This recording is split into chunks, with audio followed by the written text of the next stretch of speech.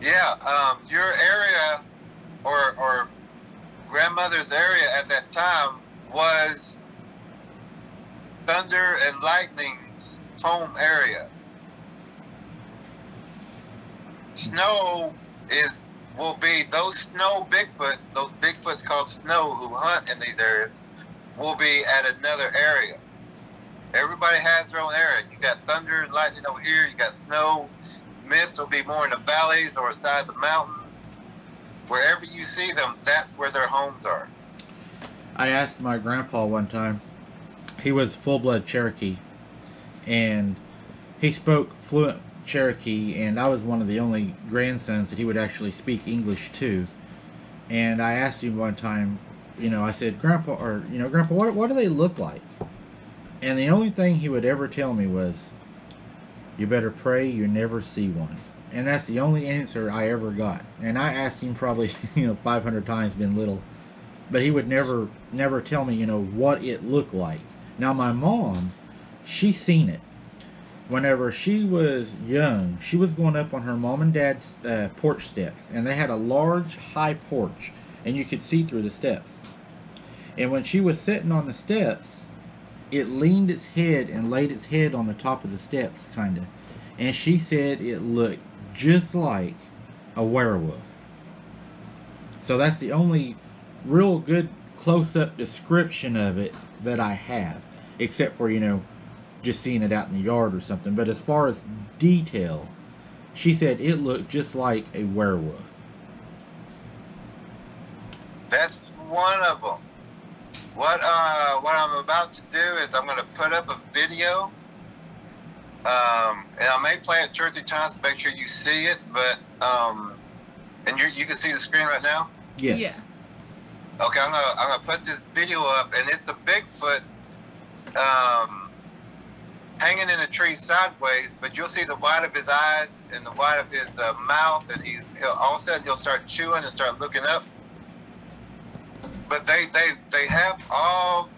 It depends on the DNA and what they've been eating, and so they're a mass configuration of different things. So they're not all going to look, like Harry and the Hendersons or Chewbacca. Right, right. Is there a combination of everything but a completion of nothing? Have you all heard him speak? Mind speak?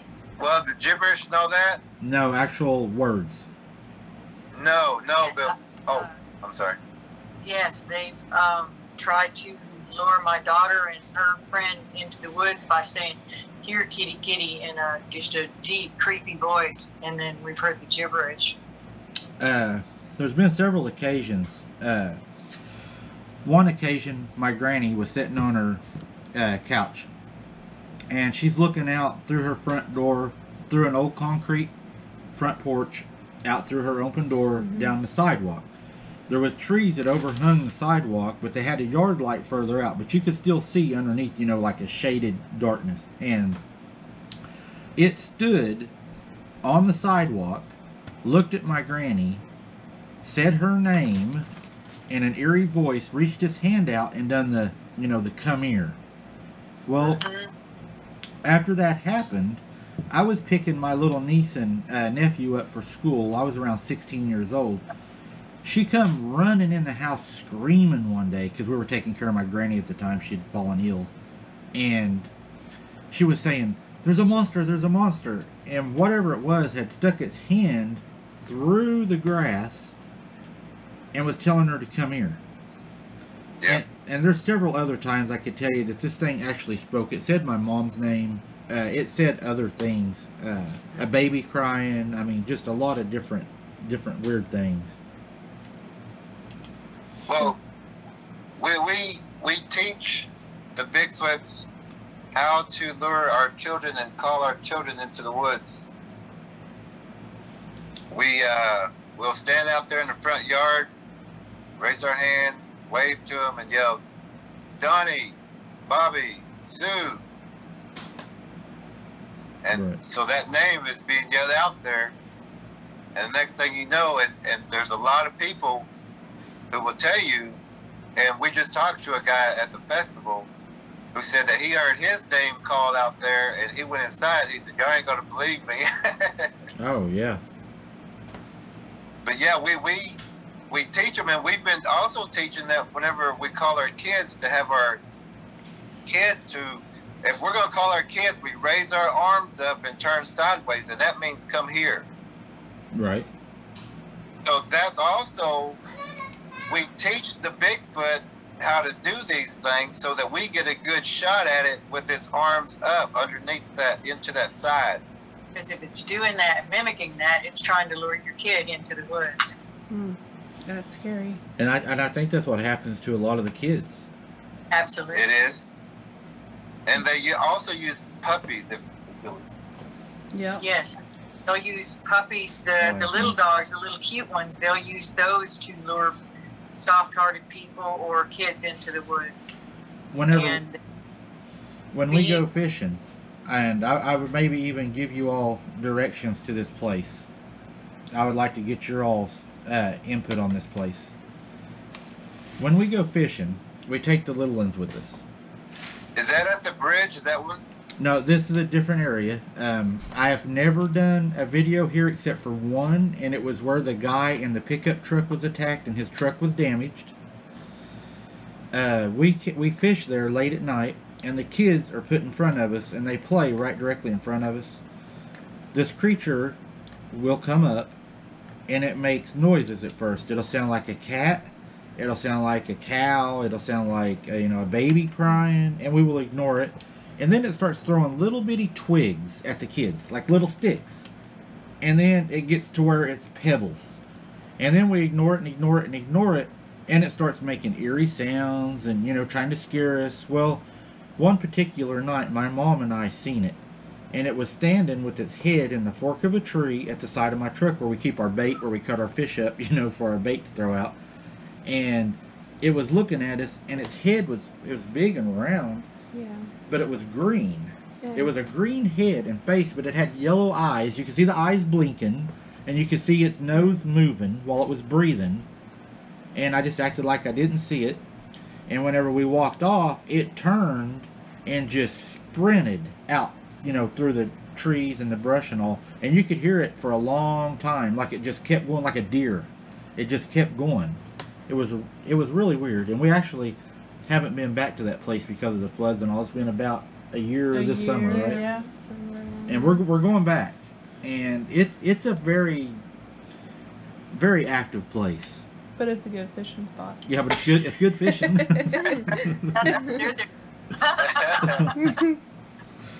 Is it? You said it was green. Was it fur or skin or scales or scaly? Yeah, it was scaly looking, green. I first thought when Mom showed it to me, because I'd been standing up by the lanterns and by the fire, and when you walk to the dark, it's hard to see. And I first thought when I looked at it, I thought it was a big old bullfrog sitting in the fork of the tree. And then as my eyes adjusted, I was like, whoa, yeah, that's no Bigfoot. and my first thought was to pull my weapon, and I was going to shoot it. And my mom talked me out of that. She's like, oh, don't shoot it. If there's more, we got the kids here, And we pretty much ignored it, let it leave, and then we left. It reminded me of a canema. Of a canema? Yeah. She thinks it looked like a canema. a what? A canema. I don't know what that is. It's like a lizard person, like a hybrid of a lizard. So in its lineage, they've eaten more of the reptiles and amphibians. Yeah, exactly. Yeah. The predator has eaten, that's its primary diet, and it gets DNA in one of two ways, eating or raping the creatures. Yeah. Do you think maybe it come up to eat the bait that I had because I had fresh cut perch on the truck? Well, that attracted it, but actually your car lights attracted it, and that wasn't the same animal. They were all in one area,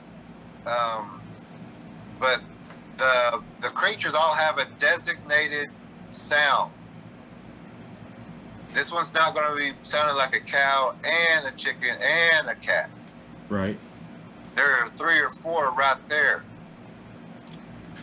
I get the feeling that they're after the kids because they are. they interact with the kids. They throw rocks at them, sticks with them. You know, it's more like they want their attention. They mimic them. Yeah. Yeah. They mimic the kids. I mean, I was fishing one night and I thought my little boy was over by the truck because I could hear him talking, and I turned around and he's up by the fire with his nephew, and I'm like, what the hell is going on? You know. Yeah. Yeah. That was them mimicking. They've already got it. Yeah. And what that means is they've watched them a lot. They watched him a lot. If they can mimic, whoever they mimic, they've watched a lot. And y'all are also not the first ones they've watched. Yeah. That's crazy. That's really, And gifting, once you start, it doesn't stop until the last person's eaten. I'm not gifting it. yeah, we've never gifted it. Yeah, that's been Oh, one. good. Yeah, I thought I was saying. Are there any areas, is there anything up close to y'all's house? Yeah, we've had a few things happen out here. Mm-hmm. Yeah. We had one that got kind of real close to our house, but I went out one night and I told it to leave in Jesus' name, and we haven't had any trouble since No, then. it's been Yeah, quiet. it's been really quiet. And when we leave the places now, before we leave, we pray, and we give it, you know, where it cannot attach to us, cannot come with us, it Yeah. has to stay. And that's been working really good for us, Yep. actually. We haven't had any trouble since we've started doing that. Now, my granny's house, see. Oh, actually, I just wanted to say that you are correct, because the name, you know, that is, like we were talking about in the book of Enoch, Jesus' name is as saying that if they say my name, you don't touch it, you don't mess with it. Right. So if you would have said that name before you had that physicality touch, or I mean, it wouldn't have happened if you said that when you was out there and started hearing things. That's when you release that, saying, you know, Jesus got my back, you know, Right. because they have spiritual laws. Once they hear that, they're going to back off. Right. Every time they will back off. They won't get around you. They know that spiritual law. If you have faith in that name. Yeah, if you have faith in it, because they will watch too, you know.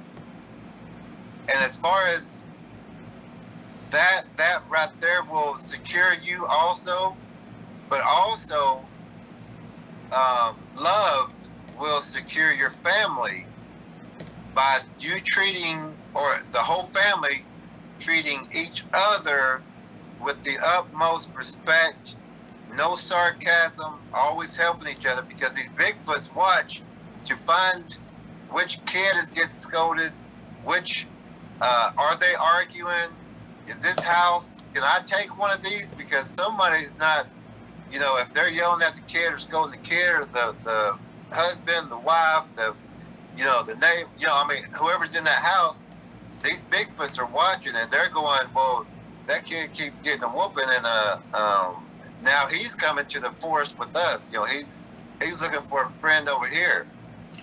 You know, that's funny that you say that, because that actually happened to a child back in probably, I don't know, the 50s, 60s. He was an MR patient, mentally retarded, and his mom took care of him. And he had no friends, and he eventually had a friend, and they thought it was a pretend friend. Mm-hmm. Yeah. And he started staying out later and later and later every night with this friend, and it got to the point where he wouldn't come back but every 2 or 3 days, and his mom would leave food on the back porch for him because she was afraid he wasn't getting something to eat.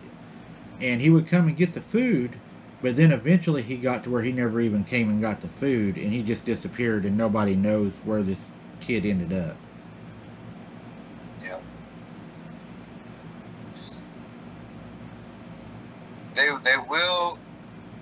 They use that, I guess, non-caringness, I guess.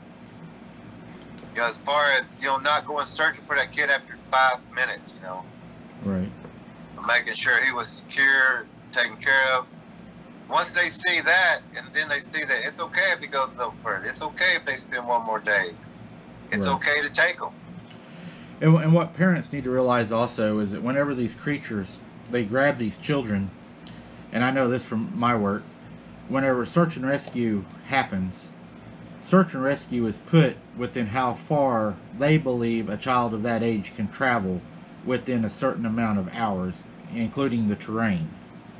These creatures move a lot further out than these search areas and grid areas are. If something grabs your child is not going to be in that search area. It's already took him far away from there. And for some reason, and I don't know why, but the children that are found dead are brought back to that search area, and I don't know, maybe it's because the theory is it keeps the investigators and the search teams out of their area, so they bring it back to that area, leave it in that area, and when they find the body, the search is over, and they don't go into that area. And I think that hampers a lot of what they discover and what they find in those incidents. That's just an opinion. Yeah, well, you are correct on that. The part where they will bring that child, that body, or where they'll leave them where they've already searched. Yes. But when a person is taken, there's also sentries. Bigfoot has sentries, and whichever Bigfoot took that person or that child, that there's sentries that will sit there and wait for search and rescue. We always tell them, you got to go at least 15 miles out. Don't look here. Right. But these sentries wait for search and rescue, or they wait for that small family to come running out there. Right. And every Bigfoot gets a person. They're always in groups. It's not just one. So that next person who comes out from that family looking for that child, that Bigfoot gets that one. Next one comes out, that Bigfoot gets that one. Or if too many people come out, they know to bring that child back and put them back exactly like what you're saying. And that's how some of them are found. And they say a big brown bear took care of me for 2 days. Yeah, exactly. They wait. How many people love that? It's no different than any other predator. They mostly feast on the homeless, the undesirables, and I say that with quotes. Right. Society that people aren't going to come looking for. The runaways that are hiding under the bridges, anywhere that you find a drug addict, and right. That feeding spots, that's their buffet, and people won't. And even children with disabilities. Yep. Yes. Yep. And even the autistic people, they sound like children, even at the adult age. Like the little boy, that was taken, they said that one of the only noises that he would make, he was autistic nonverbal, was he would make a howl sound, and he ended up missing. So he I think he might have called one in. He was telling them with that howl. He could be here. In his language, he was telling them. So it's people say that there's good ones and bad ones. I believe there's good ones and bad ones, but I believe that they're all dangerous. They're all. Yes. And we explained that this Bigfoot didn't go to charm school, and this Bigfoot learned how to kill, set traps, stalk, drink blood, feast upon flesh. They all got the same training because that's what they do. Right. Yeah. One thing I wanted to mention with the tracking, when someone disappears, the search and rescue comes in, the Bigfoot trackers, if it's in an area that's thick with them or that's suspected, they need to be able to go through first before search and rescue just crashes everything. It's two different kinds of searches, It's just, I don't know what can be done about that, but that is a problem with trackers. They're frustrated because if they suspect that Bigfoot got someone, by the time they get there, everything's gone. The evidence is destroyed. There was a young woman who, every time search and rescue gets involved, like she's saying, or Tracker is saying, that they destroy all the tracks that we need to get in to track these things. and they go different areas. And speaking of which, there's one of our trackers who I'm going to actually kind of speak about him for just a second, but he just now messaged us just thinking about him.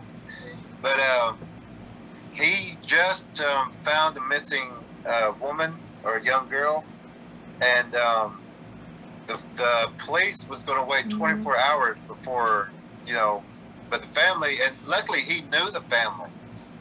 So he got together with their family and his trackers, and he said that we can't wait 24 hours because he knew it was Bigfoot territory. Right. And so he went, their team went out and they found her because the tracks were still there, or because, like whenever we track, we think 3-5 foot, or if they're running, the stride's longer than that, and that if we lose their track, that we have, in our training school, we give people yarn and they go out 50 yards out this way, 50 yards that way. We're looking for that next step, or we start looking at the trees for claw marks, for climbing marks, because if you lose a track, especially dogs, a lot of times these Bigfoots will get into the trees and go tree to tree. Yep, they used to sit in the trees and look in my grandma's windows. Yeah, I don't know why people don't look at the trees. They're always in the trees too. What do you guys think about the aliens? They're all hybrids. This is just one predator. It is a spider DNA that's in a Bigfoot that's mixed with 7 other DNAs, which is the serpent, the ram, the bird, the fish, the cow, the dog, the goose, and man's DNA, plus the DNA of the spider, and that mixture. I know we was talking about this on a different podcast. If we told people to check for DNA of a bird or a fish, that this would come up, and the interviewer said, well, we have ran that test and we have found that DNA, in a Bigfoot. What do you think was the beginning of the mixture of the DNAs? Do you believe that it was the survival of the Nephilim, possibly through, they said Noah's blood was clean, but maybe his sons and his sons' daughters and wives and all, maybe they weren't clean? Do you believe that's how it got transferred to the New World, or what do you believe caused the mix-up? What is your all's theory on this? Well, we put that story in the DVD, the Bigfoot Documentary. That's the first story that starts off with the artwork that we did with that. Okay. We will make the video with the legend of time. Yeah, if we can. Yeah, I think we have that video still on YouTube where we tell that story, but that story starts, what we would call space, or it wasn't called space at that time because at one time we never had darkness, we never had nighttime, but we're accustomed to it because we didn't know that. Our history has been hidden from us, and it took, well, it's a long conversation. But we can link that story to you, but it is a spider DNA that comes, it's not from here, that's been injected into all life here. Okay, we'll check that video out, and everybody else on our channel, go check that out. And also, I'm going to put a link to your all's channel in our description. And also, I'm going to, today, when we get off here, I'm going to subscribe to your all's channel also. So yes. Look for a subscription from us. Oh, awesome. Good. That's an honor, because we really do respect your channel a lot. Yes, we do. Thank you. Thank you. Y'all have a lot of, just having trackers alone is a huge asset to your channel. And I know that there's times that people think that nothing's around them, but actually you're always being watched. There's something in the woods always watching you, no matter day or night. that is one thing that this DVD that we did is about. That's what's for me as a grandmother and a mom, the most concerning.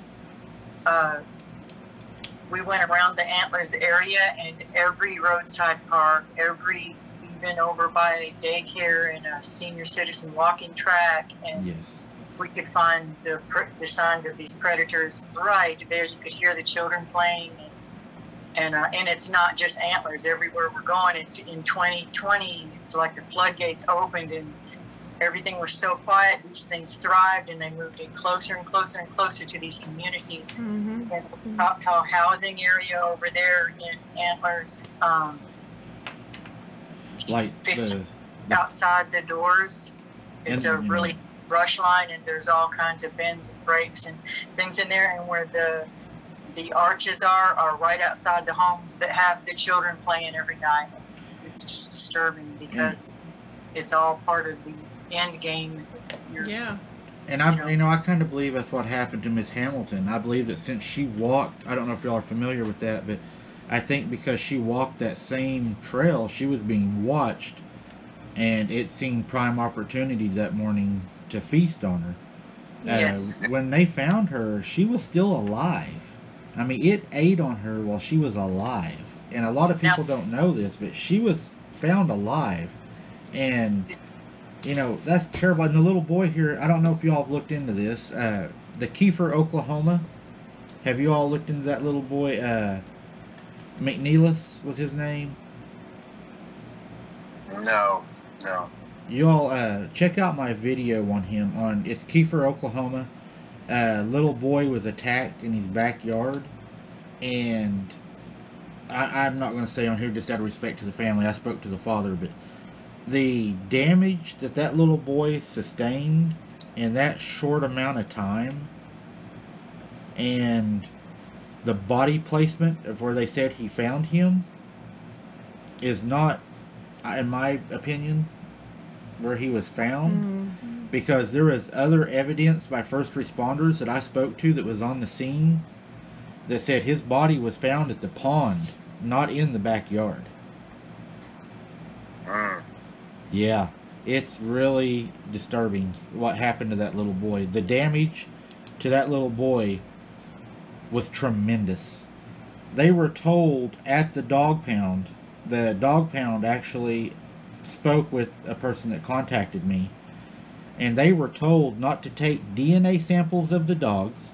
They were told not to perform a necroscopy or something on them. It's the same thing as where they would, look at a human. It's like an autopsy. Yeah, it's an autopsy. Animals. Yeah, on a dog. Yeah. They were told not to do this, and to destroy the dogs 2 days later on a Friday, and they had to be destroyed by fire. That was what they were told by law enforcement. So we're trying to tell people the mystery is not whether these things exist, it's why are they covering this up. It's disgusting. Right, and there was a little girl that was attacked, and she actually survived it. I done a video on her, and she was bit. The bite mark was so big that it went over her shoulders, tore the meat from her shoulder blade.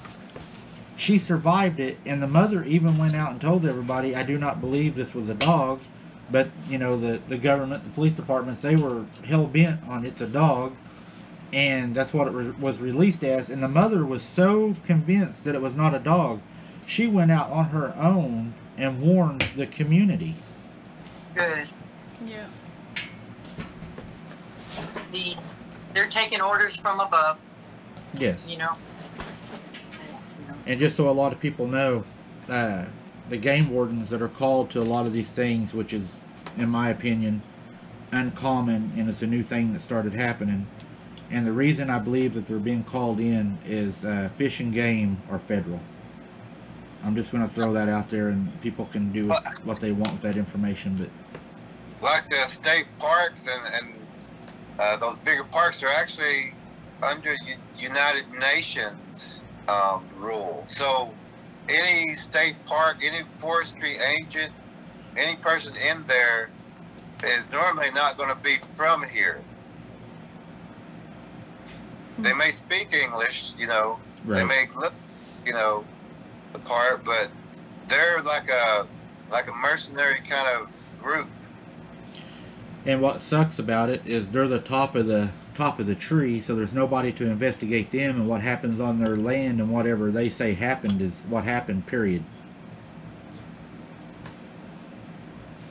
Yeah, because they're not going to let you pull records or anything to look No. to see what happened. You can file, the FOIA on them, but they're going to charge you $100,000 a page for copy, So they've done that a lot to a lot of investigators. The money that they want for the pages is ridiculous. But I'm also wondering why. I mean,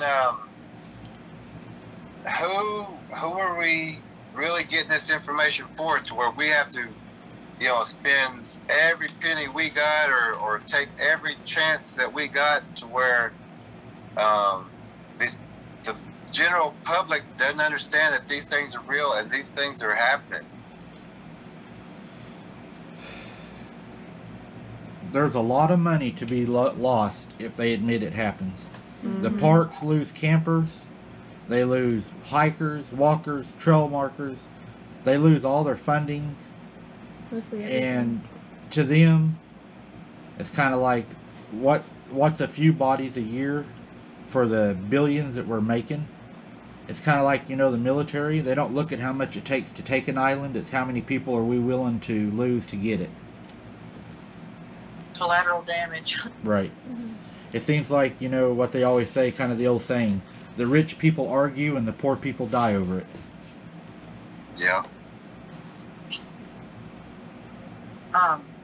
The woman that you talked about earlier that you said was being fed on, is that the one that was outside of Richardson? Kentucky. Oh, okay. I didn't hear that story. Brenda Hamilton is her name. Oh, okay. As far as I know, they have still say it's dogs that killed her, but man, if you go in and look at it, it's just full of holes in their stories. It's really wild.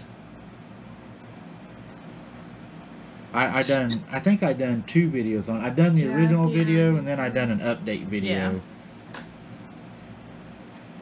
Yeah, whenever, as far as trackers go, whenever we're out in the field, we have certain rules as far as hear a bird, find a bird, Right. Because the Bigfoots make so many sounds, from a chainsaw to a plane passing over to thunder rumbling in the distance to just any normality that we could think of to keep us in a false security. But I know you was talking about like the full moon in some videos, and the waning and the waxing. But the full moon and the blood moon, especially the blood moon, they get to hunt and they get to kill on that night. What's weird is in my investigations of all the cases that I've looked at so far, the actual full moon has been the safer night compared to the waning gibbous. The waning gibbous has probably, I would say, 90% of the fatality attacks on humans. And yeah, it's weird. Yeah, the waning, when it starts at the 3/4, the waning just past the full the half. That's the kill time, as you're saying, and this is also the dying of the light or the moonlight. This is also the time that you would cut your grass, trim your hedges. Anything that has to do with death happens at that time. And if you look in like a farmer's almanac, you'll see that 3/4, that's the time to kill as far as killing plants, killing anything. And these Bigfoots follow that rule. Now with the blood moon and the full moon, they get to kill, but they're going to be pretty much, if they're not killing a person, they're going to be killing deer. They're going to have a feast on the full moon and the blood moon. Okay. You're not going to have crows around you or ravens that next day. The birds get to feast too on that time. So watch also on that next day, you know, after a full moon, if you got ravens with you. Do you have ravens with y'all now? We've had a few. Yeah. Yeah. We have a lot of crows. Yeah, when you go out tracking, you'll notice that they will alert on you